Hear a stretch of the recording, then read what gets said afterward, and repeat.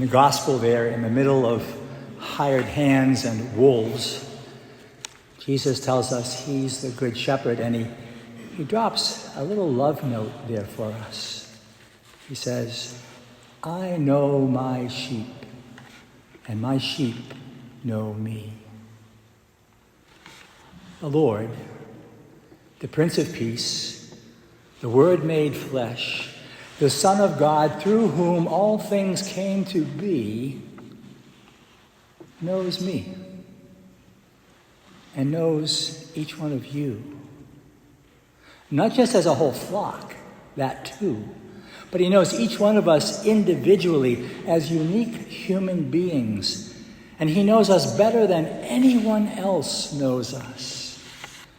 And most importantly, most tellingly, most uncomfortably, he knows us better than we know ourselves. Let's consider what that means. It means that the Lord knows every one of my faults.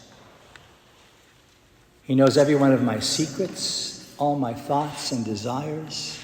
He knows things about me that nobody else knows. He knows things about me I don't want anybody else to know. He knows things about me that I don't know. He knows things about me that I do know, but I don't want to admit or acknowledge. He knows me inside out and upside down. And yet, in spite of all the Lord knows about me and about you, in spite of how intimately he knows us, he was still willing to lay down his life for us on the cross. And yes, he knew everything about you and me 2,000 years ago, centuries before you and I were born. Now, I could be tempted to think that the Lord's knowledge of me is like information entered into some divinely perfect, accurate database where every one of my thoughts and words and deeds is stored permanently. And it's true. There's not a thing about you and me the Lord doesn't know. But more important than all that knowledge, more telling than all the accumulated data, is that the Lord knows my story. The Lord knows the narrative that links together all the data stored in my file. My life, your life, is so much more than the sum of our words and deeds. My life is the story of my relationships, my relationship with God, the story of my relationships with other people, and the story of my relationship with myself. And no one knows my story, the depths of my story. No one knows the pain and hope of my story better than the Lord. And in addition to knowing everything I've ever done, the Lord also knows why I did it. And he knows what its impact was, for good or for ill, on me and all the people in my story. Besides knowing every thought that has ever crossed my mind, the Lord knows where each thought came from, how it got there, what I did with it, why I chose to think it, how it impacted my decisions and choices, my words and my deeds. As well as knowing my every desire and passion, the Lord also knows my deepest and truest needs and all the ways, good and bad, that I try to satisfy those needs. The Lord, Good Shepherd that he is, knows me, knows my story, the whole of my story, and knows you and your story just as well. And he knows the story behind our stories. He knows the complexities of my story, its joys and its sorrows, its weaknesses and its strengths, its hopes and its disappointments. He knows the talents and disabilities, the assets and liabilities that I bring to my story. He knows the circumstances and the opportunities that are part of every one of our stories, yours and mine. And he knows and understands how all of this contributes to the twists and turns, the ups and downs, the graces and the challenges, the sin and the grace that weave together the narrative that is the story of each of our lives.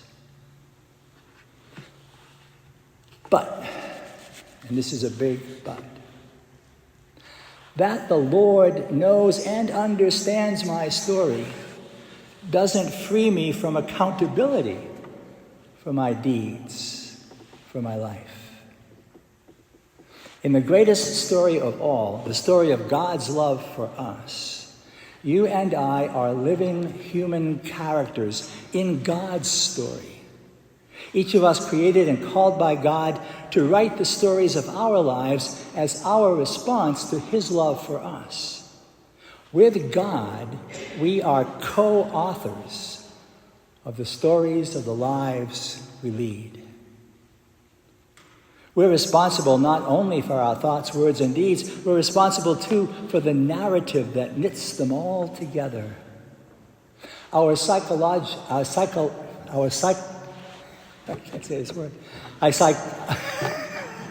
One more time. Our psychologized culture might tempt us to think that understanding what I did, why I did it, why I failed to do something, that understanding might somehow excuse me from personal responsibility for my actions. But from a faith perspective, I need to look at what I did or failed to do precisely to help me take responsibility for what owes to me. And with God's grace, to make changes in the storyline, in the narrative of my life, that I might more faithfully and generously respond to the story of God's love unfolding in my life and yours, day by day by day. Now, if that's all too daunting, keep this in mind. God loves my story. God loves your story, whatever it is. God loves our stories not because they're perfect, they certainly are not.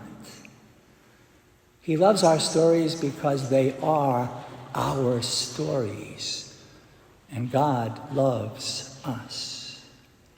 It's in and through the stories of our lives that God meets us, makes his home in our hearts, and saves us.